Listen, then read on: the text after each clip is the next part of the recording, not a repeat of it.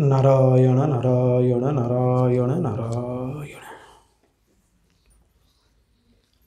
वंशी विभूषितकरान् नवनीरदावाद् पीताम्बरात् अरुणबिम्बफलादरोष्ठात् पूर्णेन्दुसुन्दरमुखात् अरविन्दनेत्रात् कृष्णात् परं किमपि तत्त्वम् अहं न जाने। कृष्णात् परं किमपि तत्त्वम् अहं न जाने। वृन्दावनेश्वरि तवैव पदारविन्दं प्रेमामृतैकमकरन्द रसोगपूर्णम् हृदयार्पितं मधुपते स्मरतापमुग्रम् निर्वापयत् परमशीतलमाश्रयामि। निर्वापयत् परमशीतलमाश्रयामि।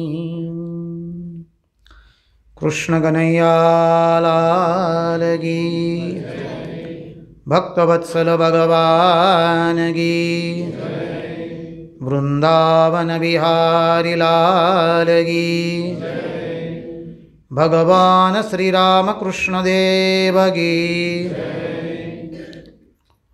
नारायण नारायण नारायण नारायण।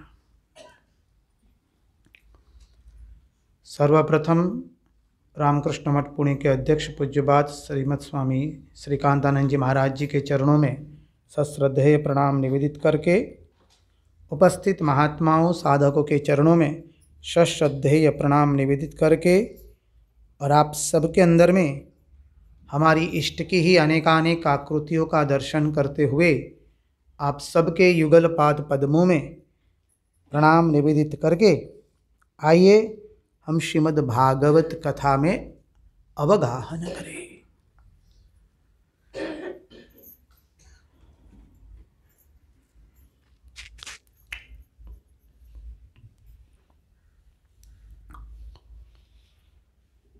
देखिए, भागवत का संकल्प क्या है। नारद जी ने जब भगवान वेदव्यास को भागवत सुनाया, चतुश्लोकी भागवत, तो साथ में भागवत का संकल्प दिया है। बहुत सुंदर संकल्प है जो हम सबकी जीवन की साधना होनी चाहिए। संकल्प बहुत सुंदर है। यथा हरौ भगवति नृणां भक्तिर्भविष्यति सर्वात्मन्यखिलाधारे इति संकल्प्य वर्णय। बहुत सुंदर संकल्प है। भागवत का संकल्प है सर्व में भगवान का दर्शन करना। आप बोल पाएंगे हमारे साथ? तो क्या है कि जय बोलने में भी थोड़ी धीरी आवाज आई है, तो थोड़ा भी निद्रा देवी को थोड़ा हम विदाई दे दें, ठीक है? थोड़ा सुस्ती है तो ठीक हो जाए। सर्व में भगवान का दर्शन करना,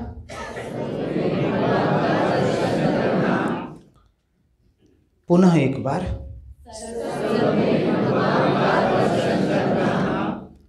अब द्वितीय, तीन संकल्प है इसलिए द्वितीय, सर्व में भगवान का ज्ञान करना, पुनः अब तीसरी बात, अपने मन को, बोला जाए, किसी भी ऐसे विषय में नहीं लगाना जहाँ से वो भगवान को भूल जाए।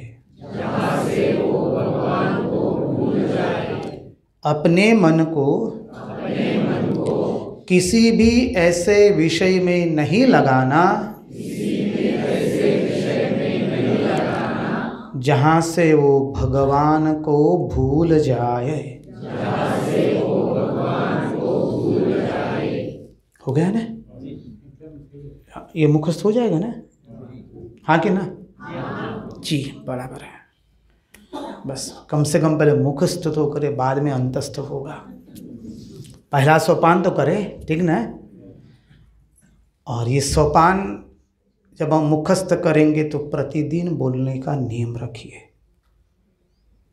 बार बार मन को बोलना पड़ता है। इतनी बार सत्संग सुने हम, कितना बदलाव आया? प्रश्न अपने आप से ही करना है।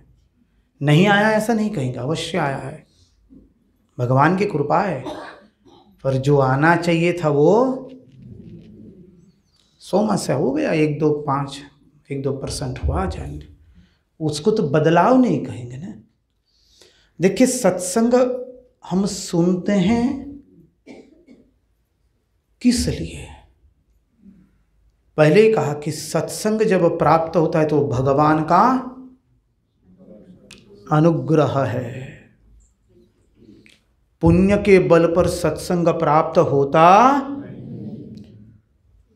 देखिए, जीवन में कितनी भी पूजा कर लीजिए, कई सज्जनों को हमने देखा, माताओं को देखा, सुबह 4 बजे उठ करके पूजा करते। बहुत अच्छा है, करना ही चाहिए। उनकी श्रद्धा को वंदन, भक्ति को वंदन। अब पूजा किया, जो ये 4:30, 5:30 बजे तक विष्णु सहस्रनाम भी किया, गीता भी किया, बाकी का जो 23 घंटा है, 22 घंटा सारे जगत की कुथली करते हैं हम लोग। देखिए, हम अपने पर ही हंस रहे हैं, दूसरे किसी की बात। भागवत की कथा में जब ये भाव आ जाए, ये मेरे लिए नहीं है, उनके लिए है, समझ लेना इससे बड़ी अधःपतन और कुछ नहीं है। भर बाजार में हमको नंगा करके खड़ा कर दिया गया है। यहां जो भागवत में, सत्संग में जो कुछ आता है, गुणेशानंद को लगे कि आपके लिए है, तो ये बाबा जी के दोनों गए, न मिले राम न मिले माया, पूरा हो गया। जो कुछ जो आपको लगता है उसे 1000 गुना गुणेशानंद के लिए है, समझ लीजिए। जब सत्संग में यह भावना आ जाए हमारे लिए, उनके लिए है, तो अब आगे जाने का कोई रास्ता नहीं, बंद हो गया, खत्म। पूजा करना अच्छा है, करनी ही चाहिए, सेवा करनी ही चाहिए। घर घर ठाकुर पूजा, मालूम है ना? भगवान सुंदर भजन है, घर घर तुलसी ठाकुर सेवा।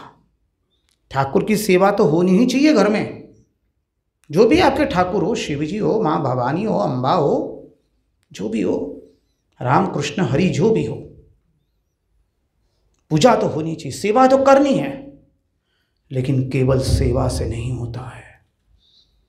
सेवा से होता तो हमारे संत प्रवर तुलसीदास जी लिखते कि सेवा से भगवान मिलते, ऐसा नहीं लिखा है। बिनु सत्संग विवेक न होई। रामचरितमानस तो कभी कभी पढ़ते हैं ना, कि उसमें भी जब जय श्री कृष्ण ही चल रहा है, बिनु सत्संग विवेक न होई लिखते वो, कि बिनु पूजा विवेक न होई, ऐसा नहीं लिखा है। बिनु तीर्थ विवेक न होई, ऐसा नहीं लिखा है। समझ रहे हैं ना? हम समझ पा रहे हैं ना? हाँ, बिनु जन सेवा विवेक न होई, ऐसा नहीं लिखा है। क्या लिखा है? बिनु, बोलिए मेरे साथ, बिनु सत्संग, हम जितना बोले उतना ही बोलिए ना। बिनु सत्संग विवेक न होई, राम कृपा बिनु सुलभ न सोई।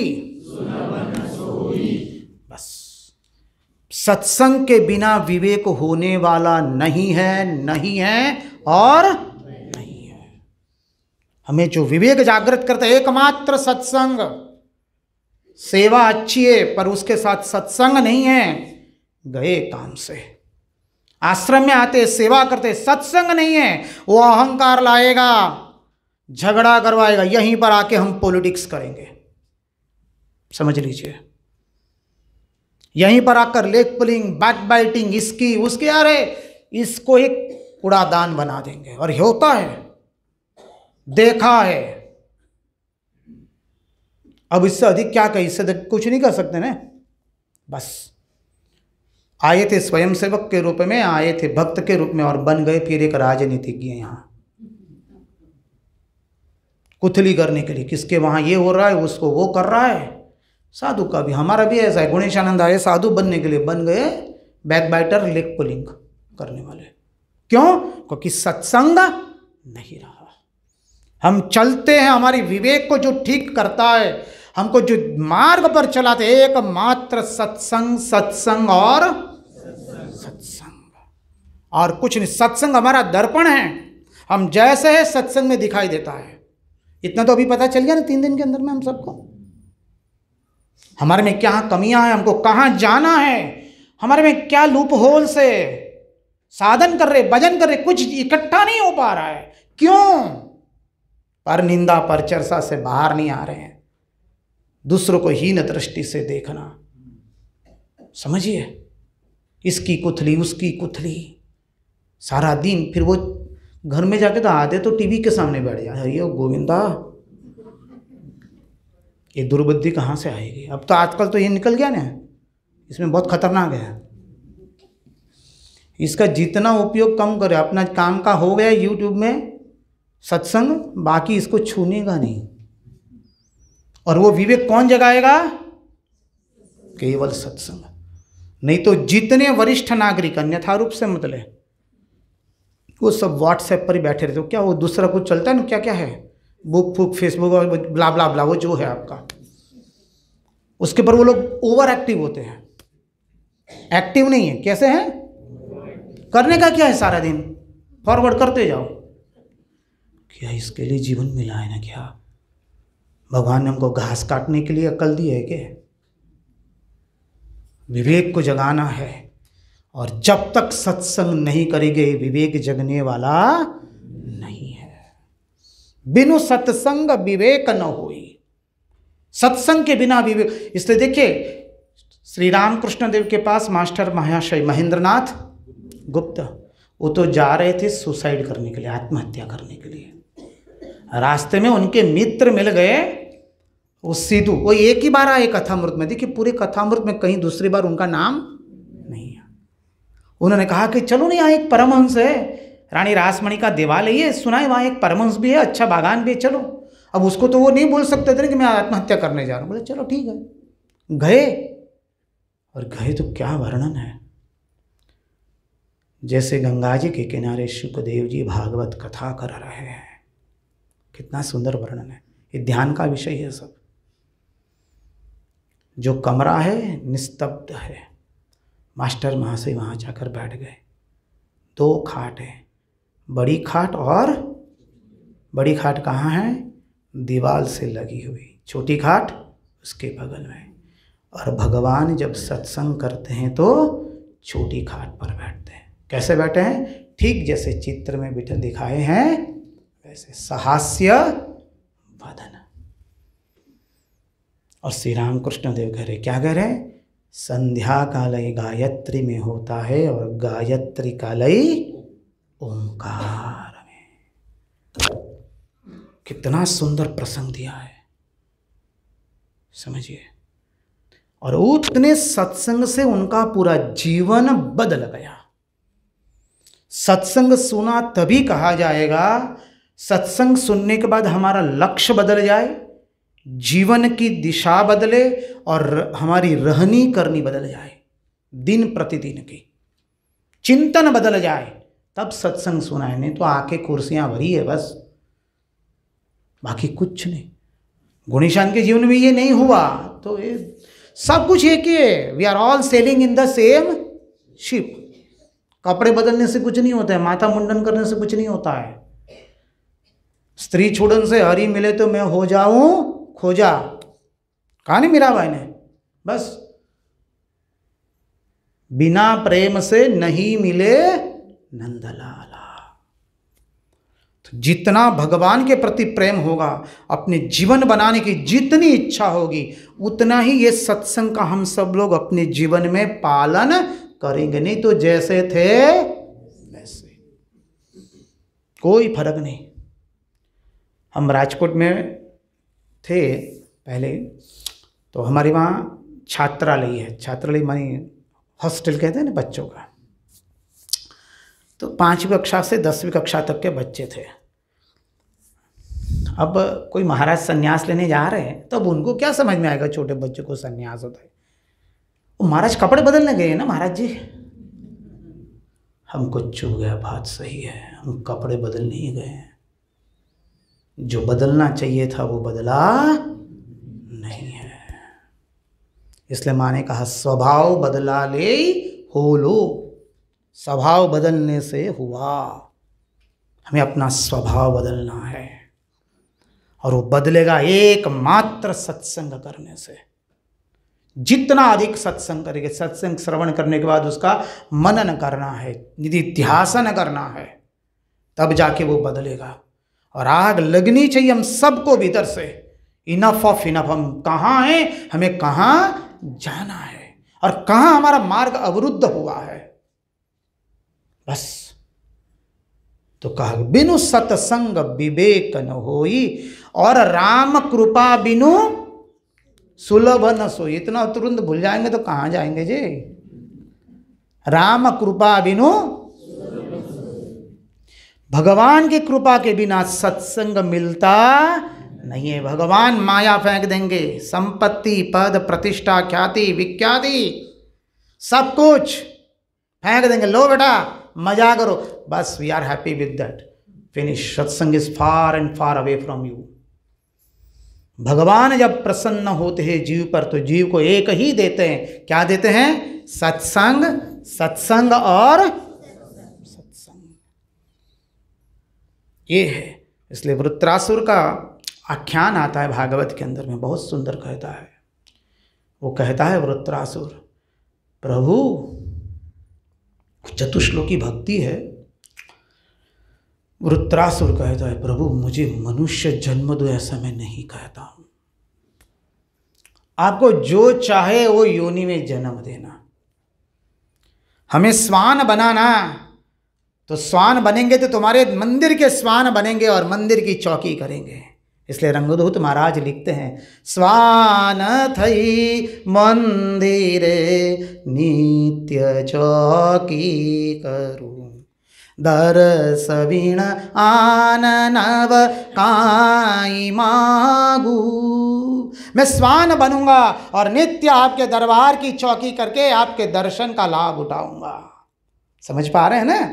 मृग थई व्याध थी देहवी धावुआ, अजीन थई बैसवा काम लागू।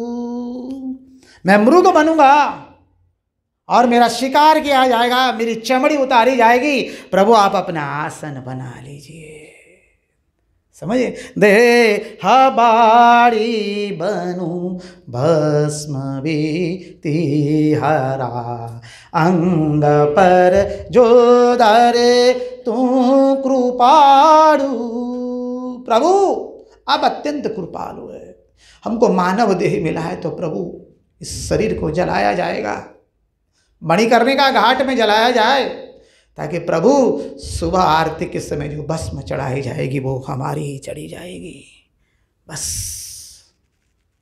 क्या मांगा है। फिर कहते प्रभु पहाड़ बनाओ, तो उस पहाड़ की पहाड़ बनाना जिसकी टोच पर आपका मंदिर हो। आपके भक्त हमारे वक्षस्थल पर चरण रख रख करके आपके दर्शन के लिए जाएंगे, सब समय पुकारते रहेंगे, विठ्ठल विठ्ठल विठ्ठला विठ्ठल विठ्ठल, माझा पांडुरंग विठ्ठला।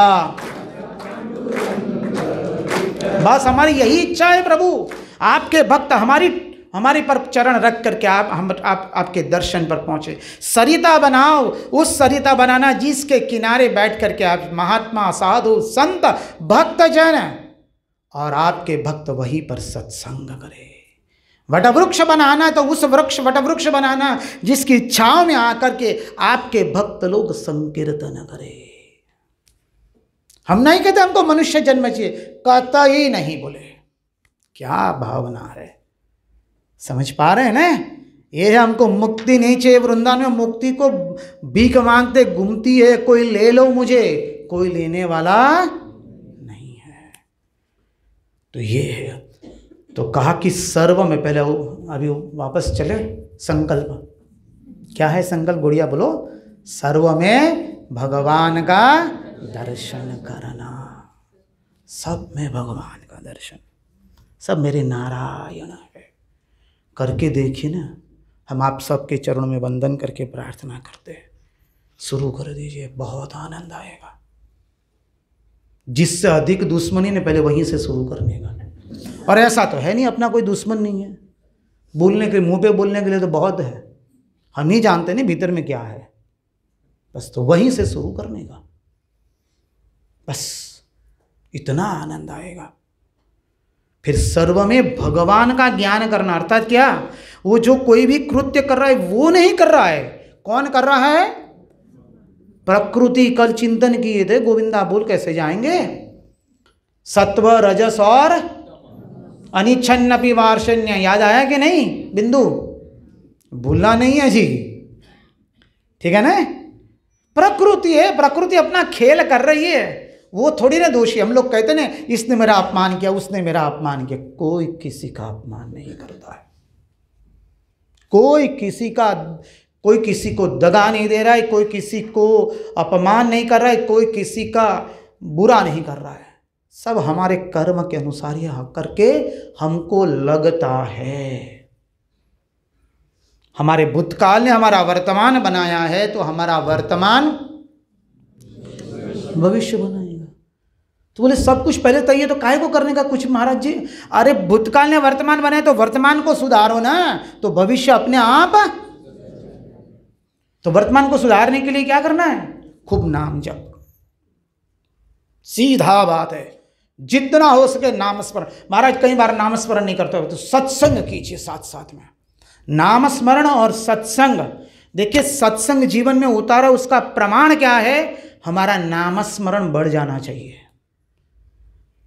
सत्संग कर रहे हैं पर नाम स्मरण नहीं बढ़ा, धर्मपूर्वक नहीं चले, विवेक नहीं बढ़ा, लिख के रखिए सत्संग की कोई असर होगी नहीं है। मन जला नहीं है, मन जलना नहीं चाहता है। सत्संग वही है जहां मन जला, इनफ ऑफ इनफ, अब नहीं, अब हम जीवन में उतारेंगे, उतारने के लिए आए हैं। Religion is realisation. धर्म वो अनुभूति की वस्तु है, गुणेशानंद की तरह बड़बड़ाहट करने की वस्तु नहीं है। हमें ध्यान में रखना है, ये अनुभूति की विषय है, अनुभूति करेंगे हम बस। इसलिए कहा आओ हम सब लोग भगवान से प्रार्थना करें। हम सब एक ही जहाज के यात्री है, सही बात है ना? आप हमें आशीर्वाद दीजिए, हम खूब भगवान का भजन करें। हम आपके लिए प्रार्थना करते हैं कि आप सब लोग, हम सब लोग मिलके खूब साधन भजन करें, अपनी स्थिति को बनाए, परिस्थिति नहीं। देखिए किसी आदमी को पहचानना है, 4 बज रहे हैं, ठीक है। किसी आदमी को पहचानना है तो थोड़ा उसको स्पर्श करेंगे तो अपना बोलना शुरू करेगा, अपनी डींगे हाँकते जाएगा। हम ये करते, वो करते, ये करते, ये करते, मेरी पौती ऐसी, मेरे नाती ऐसे, ये वो। स्वामी जी इतनी काम किया ना, आपको क्या बताएं, पता चलना चाहिए कि वो कहाँ है। समझ में आ रहा है ना? हाँ कि ना? और दूसरे किसी को स्पर्श करे, बस महाराज भगवान में मन लग जाए, ऐसा आशीर्वाद दीजिए। पार्थक्य समझ में आ गया? किसी मातृपा नारी को स्पर्श कर, महाराज जानते नहीं मेरी बेटी तो लाखों में एक है, बस कहाँ मन फंसा है? समझ गए ना? पौत्री पौत्र, बुढ़ा बुढ़ी को पकड़िए, दादा दादी को, सिर्फ वीडियो निकाल देते हो, हाँ देखें Swami ji, you see my granddaughter. बहुतों को देखा, हमको जिसको देखना है उसको नहीं देख पा रहे। पकड़ना सीखे मनुष्य के, उसकी बातों पर से, क्रिया पर से पता चले कि वो कहाँ स्थित है। बुद्धू की तरह जीवन काटना नहीं है, घास काटने के लिए अक्ल नहीं दी है भगवान ने हमको, विवेक होना चाहिए। इसलिए कहा ना, भाव भक्ति कहीं आपो, चतुराई कहीं आपो।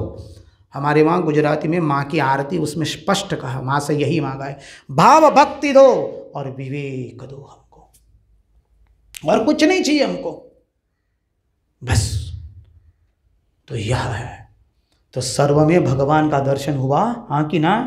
सर्व में भगवान का ज्ञान भी हो गया, क्योंकि जो कर रहा है वो तो बेचारा मोहरा है, करने वाले हमारे ही कर्म हैं पुतकाल के, वही हमको रिवर्स आकर के सजा दे रहे हैं, और कोई नहीं दे रहा है। इसलिए कतई किसी से दुश्मनावट करनी, किसी से प्रेम भी नहीं करना है। ना दोस्त दुश्मन कोई हमारा, हम सदा निहसंगी है, बस। अकेले आए हैं, अकेले जाएंगे, बस। इसलिए स्वामी कहते हैं वॉक लाइक अ राइनासोर। भगवान बुद्ध का उपदेश है ये। गैंडा जो होता है ना, गैंडा अकेला चलता है। गैंडा कहते हैं कि क्या कहते हैं? गैंडा ही कहते हैं, बस। गैंडे की तरह अकेले चलेंगे, किसी को साथ लेने की आवश्यकता नहीं है। और तीसरा, अपने मन को किसी भी, बोलिए ना, अभी पूर्ति आपको करनी है, जहां से हम ईश्वर को, बस। पर निंदा करते तो कहाँ हो गया, क्या हो गया? ठीक है ना? वो प्रधानमंत्री क्या कर रहा है, मुख्यमंत्री क्या कर रहा है, कारपोरेटर क्या कर रहा है, सब शुरू हो जाता है बात प्रभु लोगों का। तो ठीक है कि नहीं? कहाँ गए मन? माताओं का 14 पीढ़ी की उसकी श्राद्ध कर देंगे सब लोग, माताएं केवल नहीं, प्रभु लोग। हम कोई कम नहीं है, गुणेशान भी कम नहीं है, आपसे 1000 गुना पावरफुल है उसमें, आप तो बहुत अच्छे हैं। बस इसने वो नहीं किया, उसने वो नहीं किया, बेटे ने वो, बेटी ने वो, क्या किस लिए बाबा? आखिरी में इसको जलाना ही है, और तो कोई गति नहीं है ना। और यहाँ आए केवल भगवत प्राप्ति के लिए, प्रपंच करने के लिए हम आए नहीं है। केवल भगवत प्राप्ति, अपना स्वार्थ साध लो, बस। दुनिया कुत्ते की पूंछ है, कभी सीधी होने वाली। राम आए तो सीधी हुई? बोलिए ना, जवाब दीजिए। कृष्ण आए तो हम तो किस खेत की मूली है? समझ गए ना? हम कोई जगत हिताय च कर सकते नहीं है। पहले आत्मनो मोक्षार्थम करेंगे तो अपना आप जगत हिताय च होगा, लेकिन वो ना करके जगत हिताय च करने जाएंगे तो गए 12 के भाव में, भर बाजार में। गलती मत नहीं करिए बस। इसलिए श्री राम कृष्ण देव पुनः पुनः कहते कथामृत में, बापू भगवत प्राप्ति न हुई तो कुछ हुआ। अब चले ना, कहाँ चलेंगे? वसुदेव देव की चल रहे ना रथ पर। कौन हाँक रहा है रथ? कंस। कंस क्या है? अहंकार। वसुदेव देव की जीव है। अब देवताओं को हुआ कि ये इसके साथ मित्रता करेगा तो भगवान जल्दी नहीं आएंगे, क्योंकि ये सुधर जाएगा, और देवताओं को भगवान को जल्दी लाना है। देवताओं ने आकाशवाणी कर दी, अरे कंस, तू जिसका रथ चला रहा है उसका 8वां गर्भ तुम्हारा काल बनेगा। बस, बहुत सुंदर है।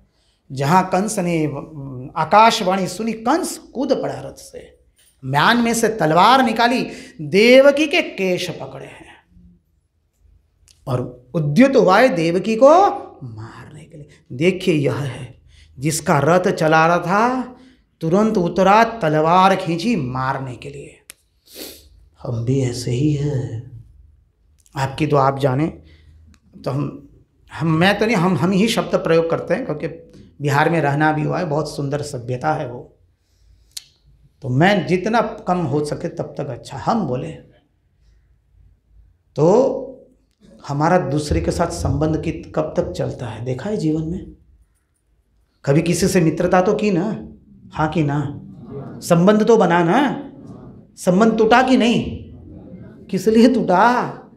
अहंकार पर आघात हुआ है। लोग कहते हैं Swami ji we are bosom friends, very good, how long? As long as he tempers my ego and I tempers. जब तक वो मेरे अहंकार को पोषता है, समझ रहे हैं ना, मस्का पॉलिश करता है, और मैं उसके अहंकार को मस्का पॉलिश करता हूं, बस तब तक हमारी मित्रता है। जहां अहंकार पर आघात हुआ, मैं को देखना हूं, देखूंगा नहीं, भाई भाई का नहीं रहते, भूल जाओ, मित्रता तो बहुत दूर की बात है। एक माँ के कोख से पैदा हुए दो भाई नहीं रह सकते, बहन बहन भी नहीं रह सकती है। क्यों? अहंकार। जहां कंस का आघात हुआ, अहंकार पर कंस उतरा और क्या करने उद्युत हुआ?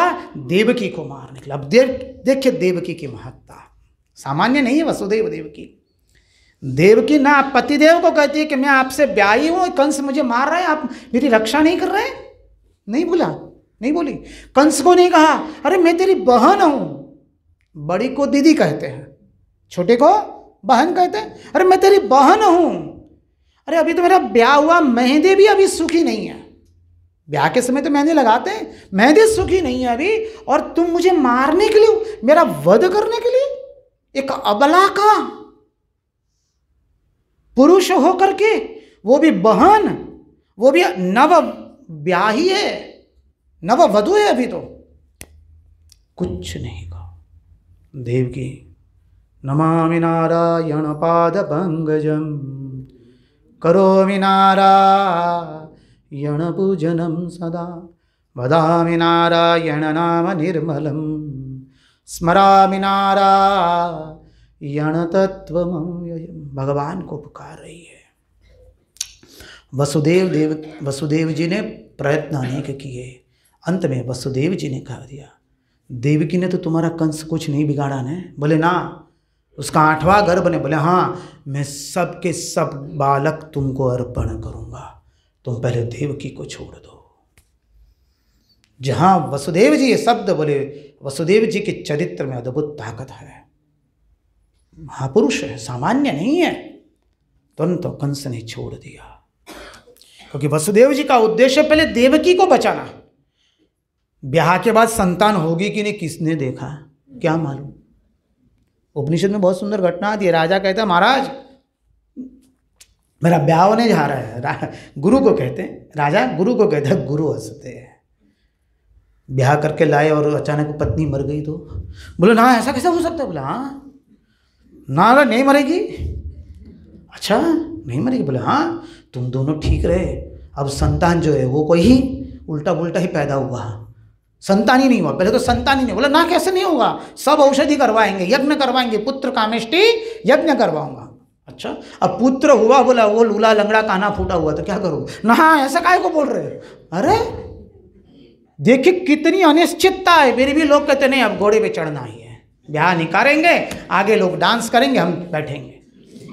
ब्याह के समय जो लोग नाचते हैं, देखा ना आपके यहाँ प्रथा है ना, है वो क्या है, वो लोग कह रहे हैं वो मूर्ख, हम तो एक ही दिन नाचने वाले, सारी जिंदगी तुम नाचोगे अभी।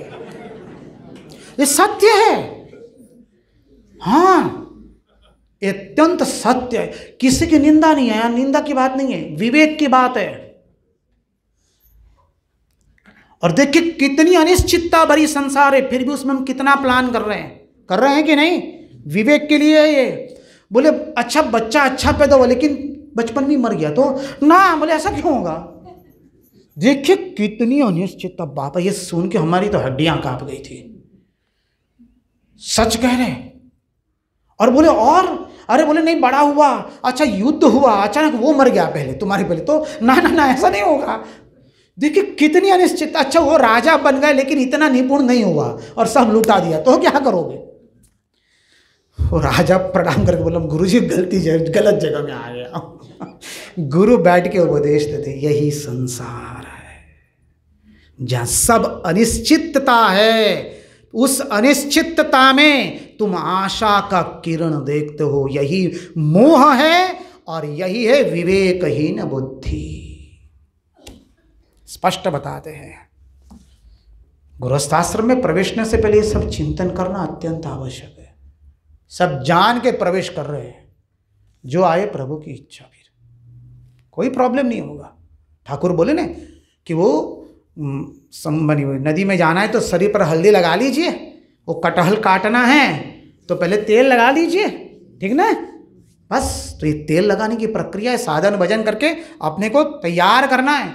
कुछ तैयार नहीं किया, ब्याह उम्र हो गए, चढ़ना है घोड़े पर तो फिर गए काम से घर बाजार में, यही होता है। तो देखिए यहाँ वसुदेव जी का इतना अद्भुत चरित्र है, उसके कारण कंस ने तुरंत छोड़ दिया। अब वसुदेव जी और देवकी मथुरा में है, पहली संतान हुई, तुरंत लेके गए, छोटी सी है, बोले ये क्या मुझे मारेगी, ले जाइए इसको। उसको कोई क्या दिन है क्या रात है वही मालूम नहीं, वो क्या मुझे मारेगी, ले जाइए। बस ले गए। अब देवताओं को चिंता हुई, इसलिए नारद जी को भेजा। देखिए नारद जी के बारे में हम बहुत उल्टा पुल्टा धारणा है, दो पक्षों को झगड़ा करा देते हैं। ये होती है गुरु और आचार्य के चरणों में बैठ के कभी शास्त्र अध्ययन नहीं किया ना, इसलिए दुर्दशा है। कहते ना वो कूड़ादान है, उसकी ओर देखने का तक नहीं, कहते ना वो है, वो बुद्धि कूड़ादान की बुद्धि है। उस बुद्धि के साथ संगति कभी मत कीजिए, तो जीवन तबाह हो जाएगा। नारद जी कौन है? नारद का अर्थ समझिए, जो माता के नाल छेदन से सर्वथा के लिए हमको मुक्त करा दे, वो है नारद। अर्थात जो हमको जीवन मुक्ति का आनंद प्राप्त कराते, हमारे मोह को काट करके हमको भगवान की ओर अग्रसर कर देते। दूसरा अर्थ क्या है? जो हमें भगवान का तत्वोपदेश करवाते, वो है नारद। अब नारद जी क्या है? समष्टि मन है, इसलिए तुरंत आए, क्योंकि उनको भगवान की लीला तुरंत करवानी है। इसलिए कंस के पास आकर के कहते, कमल दिखाया, बोले देखो इसमें कौन सी पहली और कौन सी आठवीं गिनो तो बोले ये पहली, और बोले ये आठवीं, तो ये तो तुमने यहाँ से गिना दाहिने से, इसलिए पहली ये हुई, यहाँ से गिनते तो आठवीं पहली होती ना। बोले हाँ, तो ये तो देवताओं की भविष्यवाणी है, कौन सा पहला कौन सा आठवां वो गिनेंगे, हम मालूम नहीं है। तो कंस कहता क्या मैं सबकी हत्या करूं? बोले मैं ऐसा नहीं कहने आया हूं, मैं तुम्हें सावधान करने। बस नारद जी तुरंत चले गए, क्योंकि भगवान की लीला को द्रुत गति देनी है, कंस का उद्धार करवाना है भगवान के हाथों, भगवान को तुरंत लाना है, क्योंकि यहाँ पर भक्तजन अभी भगवान की लीला के लिए आतुर हो चुके हैं। ये नारद जी है, ऊपर गुड़ार्थ में जाना है, ऊपर से नहीं देखना है, नहीं तो अतो भ्रष्टति ततो भ्रष्टति, समझिए। अब तुरंत क्या हुआ? कंस ने बुलाया, एक एक एक करके देवकी के 6 पुत्र हुए, संतान हुए, सबकी हत्या कर दी। 7वां गर्भ आया है देवकी के पेट में, वो शब्द ब्रह्म है। बलदाऊ जी है, बोलो बलभाऊ जी की जय। बलदाऊ जी, बलभद्र जी, बलराम जी शब्द ब्रह्म का प्रतीक है। पूर्ण ब्रह्म से पहले शब्द ब्रह्म का प्रकटीकरण होता है, समझना है। तो ये शब्द ब्रह्म का प्रकटीकरण हुआ है। अब जो 6 संतान मर गए, उसका अर्थ क्या है देखना है। ये प्रकटीकरण कहीं बाहर नहीं है, हमारे हृदय में हो रहा है प्रकटीकरण। तो हमारे हृदय में जो काम, क्रोध, लोभ, मोह, मद एवं मात्सर्य षड रिपु है, षड रिपु का नाश नहीं करेंगे तब तक भगवान का प्रकटीकरण होने वाला नहीं है। इस षड रिपु का नाश किया है। सप्तम में शब्द ब्रह्म का प्रकटीकरण हुआ, देवकी के पेट में हुआ। भगवान ने योग माया को आज्ञा दी कि बोले अभी देवकी का 7वां गर्भ रोहिणी के गर्भ में स्थानांतरित करो। वसुदेव जी की और एक भार्या थी रोहिणी। अब कंस के त्रास से रोहिणी को उन्होंने गोकुल में नंद बाबा के पास रख दिया था, तो बोले उसके गर्भ में स्थानांतरित करो, उसके गर्भ में स्थानांतरित करो, और तुम स्वयं यशोदा जी के कोख से जन्म धारण करना। वसुदेव जी तुमको ले आएंगे, कंस तुम्हें मारने जाएगा तो तुम तो किसी के हाथ में आई नहीं हो और आने वाली नहीं हो, बस इतना काम कर दो। योग माने का भगवान जैसे आपकी आज्ञा। और कहा जाओ तुम्हारी इस लोक में दुर्गा, काली, अम्बा अनेक नाम से तुम्हारी पूजा होगी। वही है योग माया। और वही विंध्यवासिनी देवी के रूप में प्रस्थापित हुई वाराणसी से 50 किलोमीटर दूर। जब कभी वाराणसी जाए तो वहां अवश्य जाइएगा, विंध्यवासिनी। अब बहुत सुंदर प्रसंग आ रहे हैं। अभी 8वां गर्भ आने वाला है। 7वां गर्भ तो स्थानांतरित हो गया ना, इसलिए उनको नाम पड़ा, बलदाऊ जी का नाम पड़ा संकर्षण। समझना है। 8वां गर्भ बहुत सुंदर है, सुंदर सुहावना काल आया है। 4 बजे के अंदर में देख लेना है। हाँ जी, महाराज को फिर ठीक। नारायण नारायण नारायण नारायण। 8वां गर्भ आने वाला है, बहुत सुंदर। भागवत में इतना सुंदर वर्णन हम क्या बताए। अथो सर्वगुणोपेतः कालः परम शोभनः यर्हेवा जन्म जन्म रक्षम शांत ग्रह रक्ष तारकम। क्या सुंदर वर्णन है। पूरी प्रकृति सुहावनी हो गई। आकाश कहता है अब तो भगवान आने वाले हैं, मैं भगवान की प्रत्येक लीला का दर्शन करूंगा, सबसे भाग्यवान तो मैं हूं। आकाश कहते, फिर बादल कहते अरे भाग्यवान तो हम बादल बनके उनको सूरज के ताप से उनकी रक्षा करेंगे। तब कहते वर्षा कहते अरे बादल तू तो केवल ढकेगा, लेकिन मैं तो रिमझिम बरस करके उनको ठंडक पहुंचाऊंगा। जल कहता है, समझिए। वायु कहते हम तो मंद मंद बहेंगे, ताकि हमारे भगवान को कोई असुविधा न हो। माँ वसुंधरा कहती है बस अब तो मेरे स्वामी मेरे वक्षस्थल पर नृत्य करेंगे। समझिए। और तारे कहते अरे हम तो टिमटिमाएंगे, और ऐसे टिमटिमाएंगे हम ही गोपी बनेंगे। सहस्र सहस्र गोपियां बनके हम प्रभु के महारास में आएंगे। तारे कहते हैं, इतना सुंदर वर्णन है। जल कहता है अब तो हम आनंदित है। अग्नि कहती है आज तक मैं भूखी रही हूं, क्योंकि कंस ने सब यज्ञ आदि बंद करवा दिए थे। देवताएं क्षुधातुर है, बोले जब अग्नि में आहुति दी जाएगी तब हमारी क्षुधा का निवारण होगा, हम आनंदित है। माँ वसुंधरा कोमल बन गई है। वृक्ष लताएं पुष्प नवपल्लित हो चुके हैं।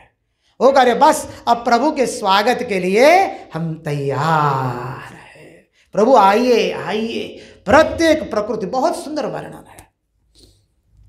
वृक्ष लताएं पुष्प आनंदित है, नवपल्लित। रात्रि में 12 बजे कमल खिले चुके हैं। रात्रि में कभी कमल खिलेंगे? पुष्प खिल चुके हैं, भंवरे मंडा रहे हैं, गुंजन कर रहे हैं। बस यही हमारे हृदय का वर्णन है। रंगदूत महाराज इसलिए लिखते हैं, हृदय कमड़नी सेज बिछावी भूली हूं तननुय बान सदगुरु जी मारा दर्शन दे जो दौड़ी सदगुरु जी मारा। प्रभु सदगुरु जी मुझे दर्शन दीजिए। अब क्या हुआ? मैंने हृदय रूपी सुंदर कमल बिछा दिया है। हृदय कमड़नी सेज बिछावी, फिर क्या? भूली हूं तननुय भान, अब तो मैं तन का भान बिसार चुकी हूं। समझिए। अब प्रभु आइए। फिर कहते ऊंची थाऊ नीची थाऊ अगासिए चढ़ी जो तो ये न लागे कहीं भाड़। मैं तो ऊपर जाती हूँ नीचे जाती हूँ। अर्थात क्या है? कभी आपको नीचे जगत में ढूंढने का प्रयास करती हूँ, कभी उस अनंत महा परम पुरुष जो देश काल निमित्त से परे हैं, वेदांत का वेदांतियों का ईश्वर परम पुरुष, उसको प्रयत्न करती हूँ उसको प्राप्त करने का। कभी सगुण साकार परमात्मा में ढूंढती हूँ आपको, कभी निर्गुण निराकार परमात्मा में। प्रभु कहीं पत्ता आपका लगता नहीं। ऊंची थाऊ नीची थाऊ अगासिए चढ़ी जो तो ये न लागे कहीं भाड़। फिर भी कुछ अता पता नहीं लगता है। प्रभु अब जल्दी आइए। बस समग्र प्रकृति प्रभु से यही प्रार्थना कर रही है। प्रभु आने वाले हैं। तो सब देवताएं खुश हो गए, हमारे प्रभु आने वाले। देखिए गर्भ का बहुत भयंकर दुख है। कभी भविष्य में यहाँ नहीं तो कहीं पर भी सब भागवत कथा करेंगे, सत्संग करेंगे, तो कपिल जैसी लाला की इच्छा, कपिल देवहूति संवाद बहुत सुंदर है तत्वार्थ। और आप तो सब वेदांत के विद्यार्थी है, अपूर्व वेदांत भरा है। भागवत के प्रत्येक श्लोक, प्रत्येक शब्द, प्रत्येक अक्षर में गुणार्थ है, समझ लीजिए। तो वहां गर्भ का दुख है। गर्भ का दुख कितना खतरनाक होता है, सुना भी है हम लोगों ने। ऊंधे माथे लटकना पड़ता है, एक तरफ पायखाना है, एक तरफ मूत्र खाना, समझिए। और प्रतिपल हमको अनेक कीट जो है हमको काट रहे, हम बेहोश हो रहे, फिर चेतन, बेहोश फिर चेतन, समझिए। माँ तीखा खाती है तो झाल हमको, आग हमको लगती है वहां पर, और सब समय वहां पर आग लगे है, समझिए।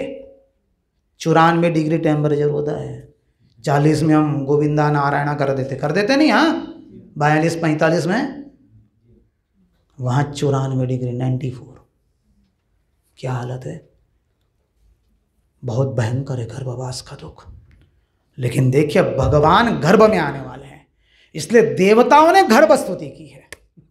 ये है भगवान की महिमा, समझिए। सब देवताएं आ गए कारागृह के अंदर भी। देखिए वसुदेव देव की कारागृह में, हम सब लोग कारागृह में ही हैं। ये संसार एक कारागृह है, हम अज्ञान में हैं, तब तक अंधेरी कोटड़ी में ही है, समझिए। हम लोग अज्ञान में हैं, संसार में हैं, मानी कारागृह में है। हमें भी बेड़ियां पहनाई गई है, अहमता और ममता रूपी बेड़ी। अहमता क्या है, मैं ये शरीर हूं, और ममता क्या है, इस शरीर के संबंधी ये सब मेरे है। ये है अहमता और ममता, इसकी बेड़ियां तोड़नी पड़ेगी। वसुदेव देव की कारागृह में प्रतिपल एक ही स्मरण कर रहे हैं, श्रीमन नारायण नारायण नारायण, श्रीमन नारायण श्रीमन नारायण नारायण नारायण, श्रीमन नारायण श्रीमन नारायण नारायण नारायण। सुंदर संकीर्तन कर रहे हैं। अब वसुदेव देवकी का जब 8वां गर्भ आने वाला है, देवकी का अद्भुत प्रकाश हो गया है चेहरा, तेजोमयी। अब देखिए ये तो कंस तो असुर है, वो चाहता तो देवकी को वहीं पर उसका वध कर सकता था, क्योंकि ये 8वां गर्भ आने वाला है, लेकिन नहीं किया। क्यों? देवकी के पेट में भगवान है, तो भगवान भीतर में होने के कारण, भगवान के कारण कंस में बुद्धि आई है। ये नारी है, गर्भवती है, उसको मैं मार सकता नहीं, इसलिए उसने हत्या नहीं की है। अब देवताएं आ गए, बहुत सुंदर स्तुति की है, गर्भ स्तुति। एक श्लोक तो लेना पड़ेगा ना, बहुत सुंदर है। सत्यव्रतम सत्यप्रियम त्रिसत्यम सत्यस्य योनिर्निहितं च सत्ये सत्यस्य सत्यमृत सत्यनेत्रम सत्यात्मकम त्वाम शरणं प्रपन्नाः। देवताओं ने बहुत सुंदर स्तुति की भगवान की। प्रभु आप सत्य व्रतम, आपका व्रत सत्य है, भगवान का व्रत है। गाओ, परित्राणाय साधूनां थाय संभवामि। सबको तो हम नहीं बोलना, हमको नहीं बोलना ना, आपको तो बोलना है ना जी। हाँ बस भगवान आ रहे हैं कंस को मारने के लिए नहीं। कंस का वध तो बहुत सेकेंडरी है, 3rd कैटेगरी में। भगवान यदि अवतार धारण नहीं करते तो हम लोग आज किसका चिंतन करते हैं यहाँ बैठे बैठे? देखिए भगवान कहते हैं मैं लीला करने के लिए आऊँगा, मेरे भक्तों को आनंद देने के लिए। यही है भगवान की अद्भुत लीला, इसलिए भगवान आ रहे हैं। कंस को मारने के लिए नहीं, जरासंध का वध करवाने के लिए नहीं, समझिए। भगवान भक्तों को आनंद देने के लिए आते, और भक्त आनंद किससे प्राप्त करते हैं? भगवान की लीला कथा का चिंतन करके, इसलिए भगवान आ रहे। अब भगवान आए, देवता कहते प्रभु आपका व्रत सत्य है, आपने कहा था आप आएंगे, आप आए प्रभु। सत्य व्रतम सत्य प्रियम, प्रभु आप सत्य को प्रिय, आपको सत्य प्रिय है, आपका स्वरूप ही सत्य। त्रिसत्यम, तीनों काल में आप ही सत्य है, भूत भविष्य और वर्तमान। 3 स्थिति, जागृत बोलो, स्वप्न और तुरीय स्थिति नहीं है, वो अपना स्वरूप है।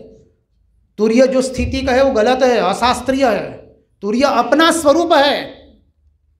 तो जागृत, स्वप्न, सुषुप्ति तीनों अब स्थिति में आप ही सत्य है, तीनों काल में आप ही सत्य है प्रभु, और आप ही सत्य स्वरूप है प्रभु। आप ही की जय जयकार हो।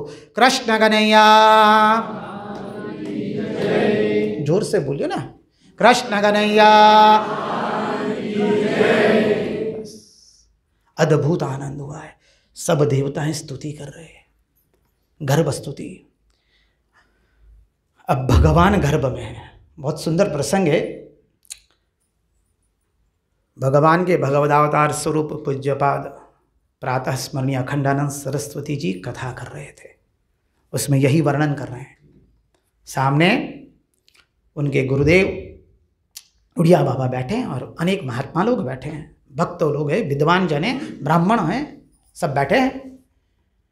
तो जब बोल रहे कि भगवान गर्भ में आए, तो एक महात्मा खड़े हुए, वेदांती, महान अद्भुत वेदांती थे।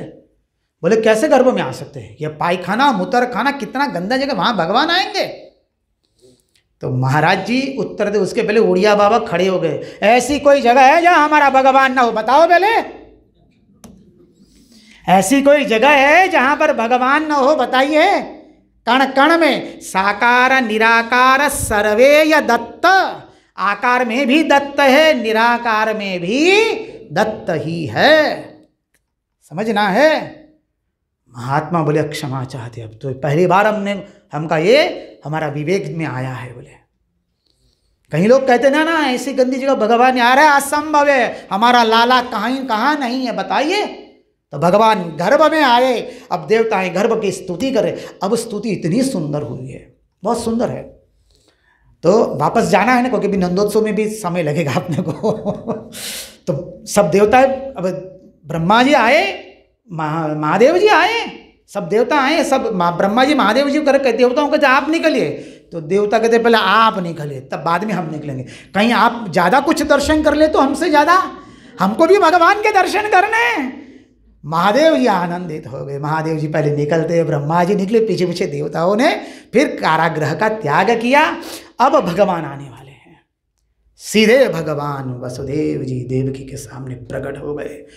तमद्भुतं बालकमम्बुजक्षणं चतुर्भुजं शंख गदायुधायुधं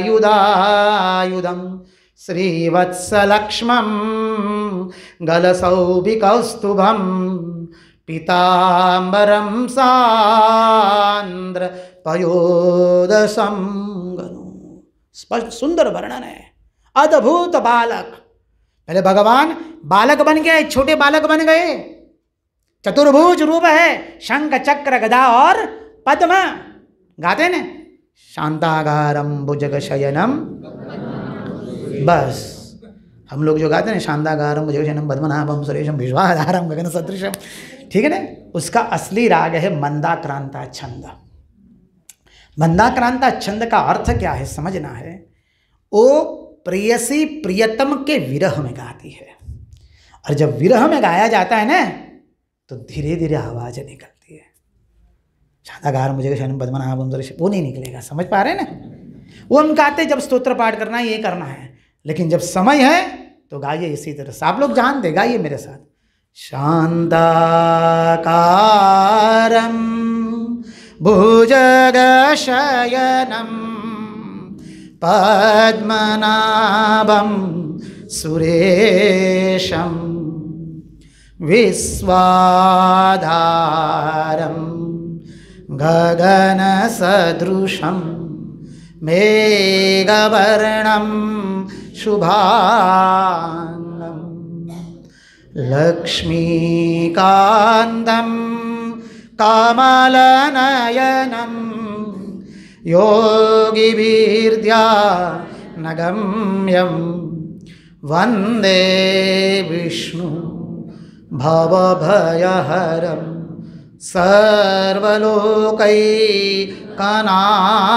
सर्वलोकैकनाथं। ये अब भगवान सुंदर प्रकट हो गए। तमद्भुतम बालकमम्बुजेक्षणम, अद्भुत बालक है जो उसको देखता है केवल देखते ही रहता है।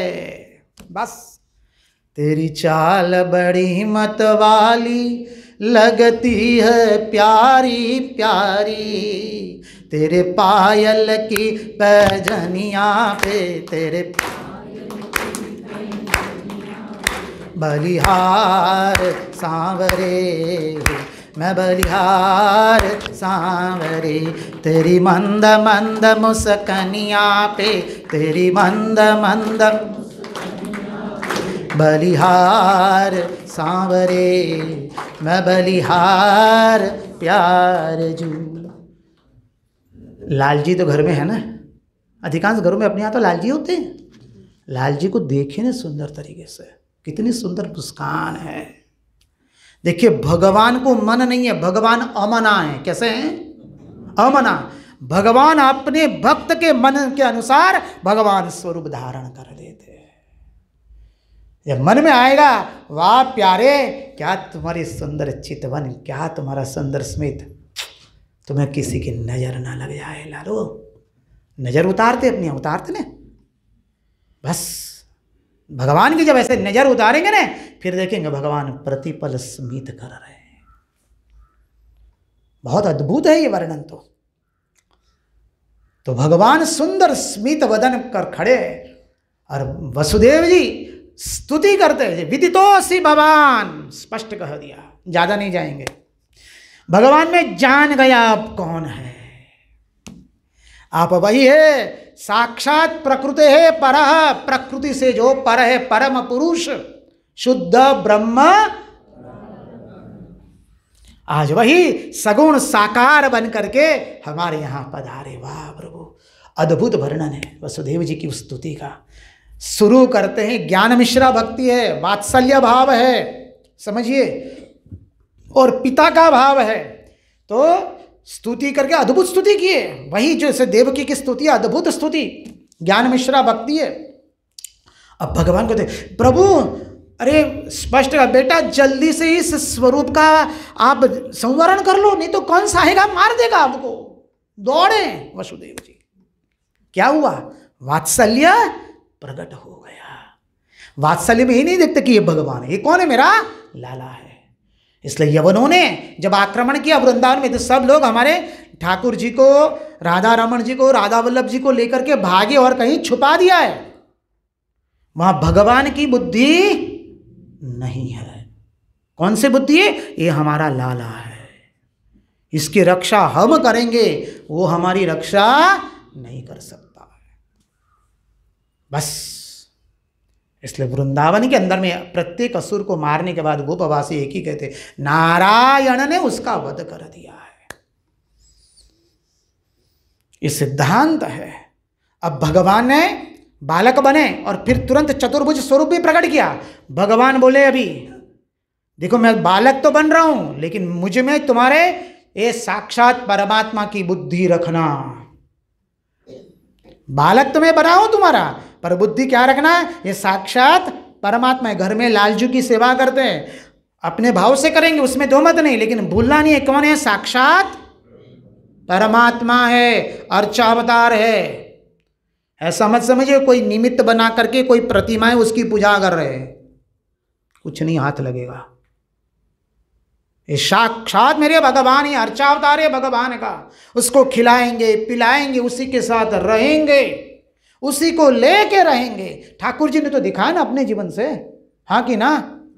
माँ तो लेकर जाती है ठाकुर जी के छवि को हर जगह। देखिए क्या है ये, अर्चावतार प्रकट कर दिया है। इसलिए तो माँ जब गया में गई थी, घी के डब्बे के ऊपर में ठाकुर जी का फोटो रखा था। देखे तो बहुत सारी चीटियां आ गई और ठाकुर जी का जो छवि था, पट था, ठाकुर जी नीचे बैठ गए जब माँ आई तब। क्या है? अर्चावतार है साक्षात। ऐसा मत समझिए कोई प्रतीक है और उसकी हम पूजा। ये हमारे ये भक्ति शास्त्र का ये सिद्धांत है ही नहीं। साक्षात भगवान का अर्चावतार है। इसलिए अपने यहाँ रात्रि में भगवान की पालकी निकालते हैं। देखिए तो कहते ना ये कौन सा ये उत्सव मूर्ति है, कहते ना पालकी में भगवान को ले जाते ना, बस निहालो घेऊन दत्ताची पालकी, आम्ही भाग्यवान आनंदाच धामी। बस ये वो भगवान की उत्सव मूर्ति है और ये भगवान का अर्चावतार है साक्षात, ये भूलना नहीं है हमको। इसलिए उसकी सेवा करनी है, रात दिन उसी को लेकर रहना है, उसका आश्रय लेकर रहना है। भगवान ने दोनों बात बता दी है। अब भगवान देवकी जी, अब देवकी स्तुति कर रही है। देव ये मूल भागवत में नहीं है, मूल भागवत में बहुत सुंदर स्तुति है, लेकिन बहुत सुंदर कथा है, प्रसंग, इसलिए हम कह रहे हैं। महात्मा लोग, आचार्य लोग कहते हैं, देवकी ने कहा, लालजू, लाला तुम 4 हाथ वाले आए, कौन कहेगा मेरे कुख से पैदा हुए हो? 4 हाथ वाला कोई मनुष्य से प्रकट होता है क्या? हाँ कि ना? बोले ना, कोई मानेगा नहीं तू मेरा बेटा है। और तू 4 हाथ वाला जाकर के मथुरा में जाकर कंस का वध कर देगा, कोई क्या बोलेगा? 4 हाथ वाला कोई आया तो मार के चला गया, क्या है?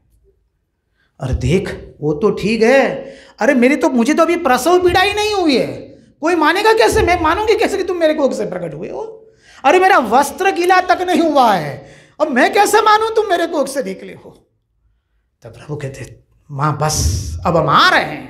बस अपना स्वरूप विसर्जित किया भगवान ने और देवकी के कोख से भगवान प्रकट हुए। कृष्ण कन्हैया लाल की।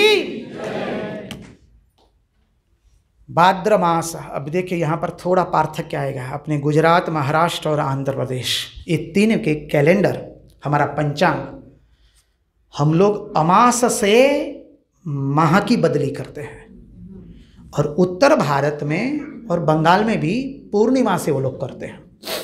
इसलिए हमारा कृष्णाष्टमी आती है श्रावण मास की कृष्ण पक्ष की अष्टमी, और उत्तर भारत वगैरह में आती है भाद्र मास की कृष्ण पक्ष की अष्टमी। वहाँ जो श्रावण मास शुरू होता है उसके 15 दिन के बाद हमारा शुरू होता है, देखा है ना? क्योंकि हम अमास से महीना बदलते हैं, वो लोग पौर्णिमा से बदलते हैं। ये पार्थक्य समझ लेने का। अब बोले भगवान ने क्या महीना समय चुना? श्रावण मास या भाद्र मास, जो भी लेना है ले लें। श्रावण मास यानी अर्थात क्या है? जब भगवान की कथा का हम श्रवण करेंगे तब परमात्मा हमारे हृदय में प्रकट होंगे। आज प्रातःकाल इसलिए उसका दर्शन किया, याद आया? शुश्रूषो श्रद्धानश्च वासुदेव कथा रुचि श्यान्महत्सेवया विप्राः पुण्यतीर्थ निषेवणात्। भगवान हमारे सबके हृदय में प्रकट नहीं होते तो 3 दिन से आप इतना बैठते क्या? प्रतिपादित हुआ कि नहीं?